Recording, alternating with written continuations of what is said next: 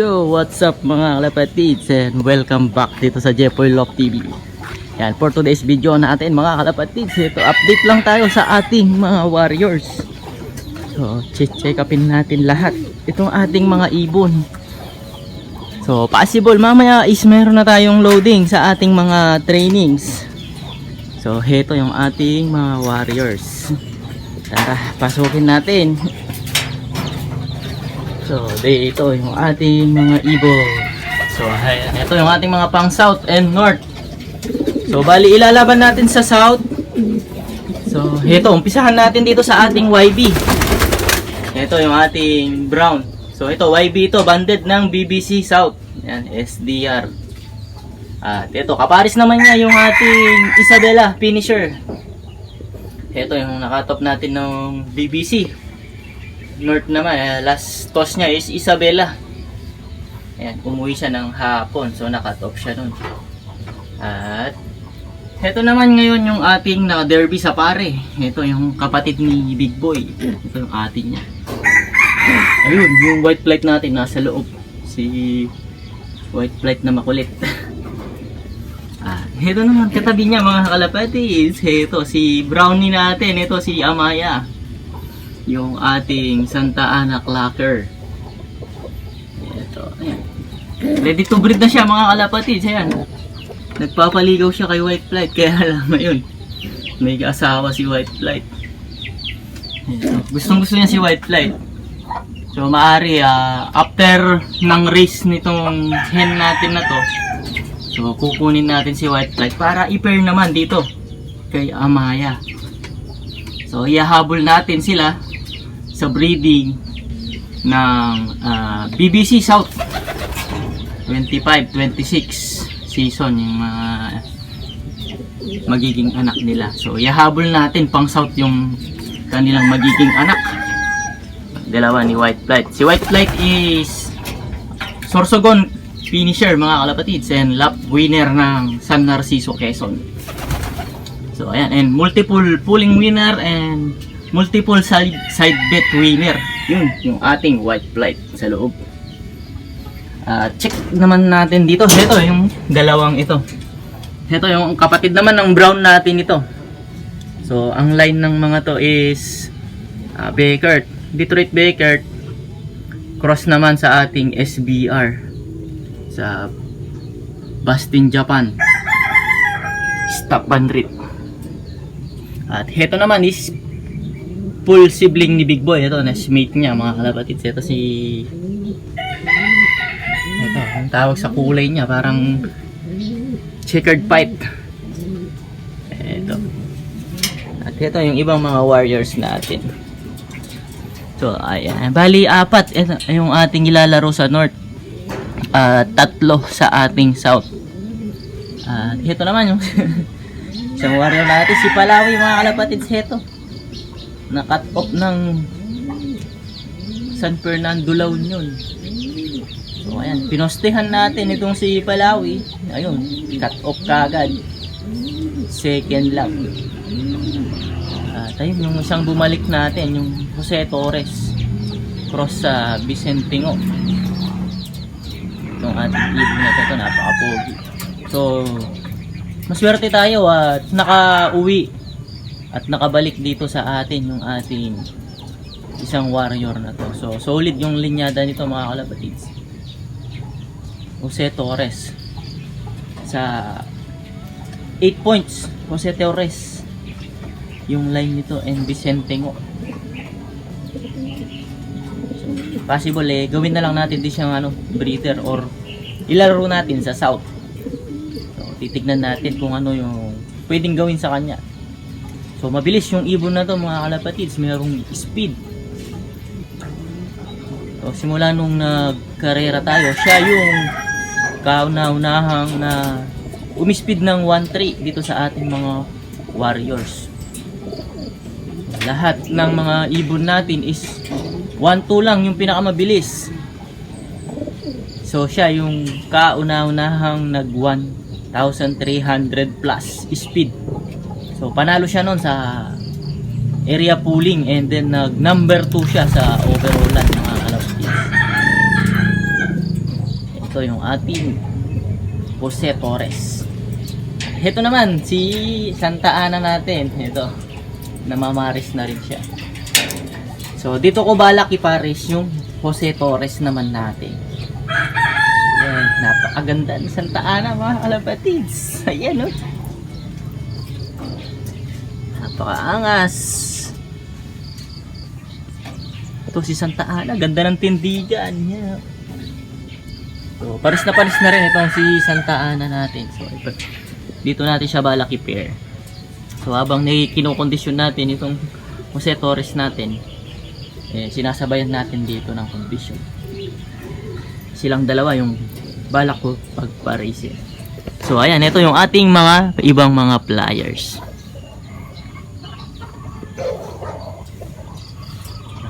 Check upin din natin yung ating mga breeder mga kalapatid. So magandang balita yung nanay nito, ating brown na si Amaya nagpisa na rin. So napakagaganda ng kanilang mga anak, yung kanyang mga kapatid. So, tara, check up natin. So dito mga kalapatids, nagkasa tayo. Ito yung ating inbreed Bastin, ating brown. Ginasa natin dito sa ating old lines na Taiwan. Ito namang Taiwan natin na to sila yung lahi nung ating pang street fight noon way back 2015, 2014. So heto yung unbeaten na lahi ng ating mga unang ibon natin. Ito kapatid niya mismo yung ating unbeaten na pang street fight. Ito yung kuya nito, bale di na mabilang yung panalo mga kalapatids nung nag-street fight pa tayo nun. So dati yun yung laro natin, street fight. So kapatid na buo nito yung pang street fight natin. So sayang nga lang is kasi namatay yun mga kalapatids.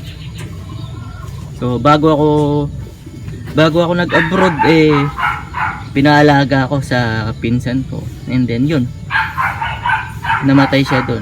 Pero bago siya namatay, dami pa rin yung pinanalo. At ito na nga lang, na-preserve natin itong isang lahi, itong kanyang kapatid. Ito, purong kapatid. Ito mga pure Taiwan ito mga kalapatid. Sila yung susubukan natin ulit ngayon. Pinaris natin dito sa ating inbreed Bastin. So susuksukan natin yan ng BBC pang South. So by January lalabas na yung mga rings ng BBC. So yes, susuksukan natin yan. Dito naman sa kabila, heto yung nanay ng brown natin. Yun, inbreed. Ito yung ating Bastin Japan. Pinaris naman natin siya kay Big Boy Senior. Ito yung tatay ni Big Boy. Sila yung mga magagandang lahi na nandito sa ating lot. At sila yung mataas yung percentage of winning. So ayun, susuksukan din natin yan ng pang South, yung mga magiging anak nila. So maaga tayong nagkasa kasi nga lalabas na yung mga rings ng BBC. At dito naman tatay ni Palawi at nanay ni Palawi. Ayun, meron silang isang YB. Ganda rin ang tindigan itong YB natin na to. So isang clutch pa rin sila mga kalapatids. Kukuhanin din natin ng pang South. So bali baka 10 ring pang SDR ang kunin natin. Yan. At dito naman, ito yung ating banloons. Ito, banlon to banlon pairing. At ito yung kanilang mga anak. Pero itong mga sisiw na to mga kapatid, so hindi nila anak ito. Ayan. Ang nanay nito yung ating naka super fan race. At tatay naman nila yung Huben natin, yung ating US birds. Huben yung ating Isabella finisher.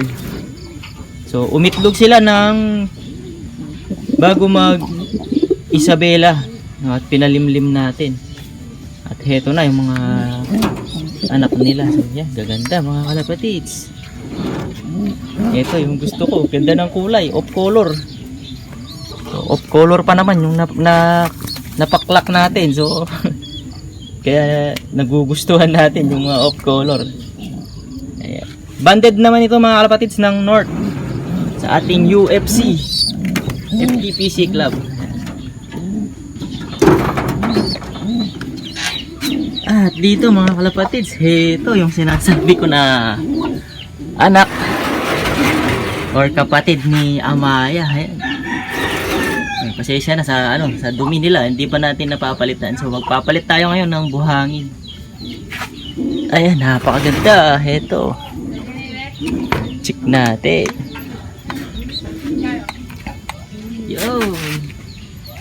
Ito, mapusyaw din ang kulay mga kalapatids. Tisay.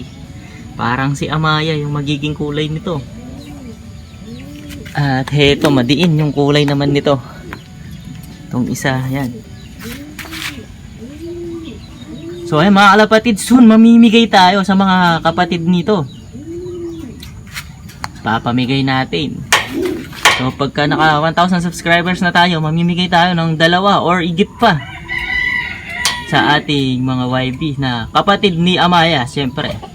Mamimigay na rin tayo doon na sa mga nasubukan na natin mga kalapatids. Ito. Ganda, naka-personal na to mga kalapatids. So banded sila ng BBC and then naka-persona. Ito yung ating Jepoy Love TV personal pan. Ayan. So dito na muna sila. So ayan, ito sana magbigay din ng magandang resulta itong ating mga YB na to mga kalapatids. So bali, di na tayo nagkuha ng ibang ring. Isang club na lang yung kinuha na natin. Puro BBC mga kalapatids. So yung bali 3 lang na UFC, yun lang yung naiba. Puro BBC banded na yung mga ibon natin.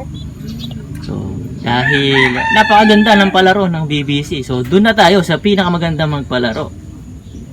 Ayan, ito yung ating mga Warriors. At ito yung mga nanay nila. Ayan mga kalapatids. So soon, mamimigay tayo dito mga kalapatids. So after breeding siguro, so i-re-recondition natin yung mga parents nila. And then yung mga magiging anak, yan, ipapamigay natin sa inyong lahat mga kalapatids. So ayan. So kaya ano bang hinihintay nyo mga kalapatids? Like, share, and subscribe na sa Jepoy Love TV para mabilis nating maipamigay itong ating mga super YB. Ito especially mga kalapatids, kapatid ni Amaya. Yan. Dito tayo mamimigay sa pairing na to. Ayan, yung ating Pure Stop Banrit and Roger Florison. Ito yung ating pinakamabangis na pairing so far dito sa ating Jepoy Love TV. Itong ating pairing na to, Pure Stop Banrit from Bio Research, Bio Pigeon, and then yung ating Pure Florison. So ayan mga kalapatids, so yun lang yung update muna natin dito sa ating loft. Ayan, please like, share, and subscribe na para may pamigay na natin kaagad yung mga magiging anak nito. Ayan, pagka naka 1,000 subscribers na tayo, eto, mamimigay tayo ng 2 or higit pa na mga YB. So ayan, so yun lang yung update natin dito sa ating loft mga kalapatids. Please like, share, and subscribe Jepoy Love TV. Mag-comments na rin kayo. And good luck sa lahat ng may karera. And congratulations mga kalapatid sa lahat ng nakapagpauwi na. Ingat lagi. Bye bye.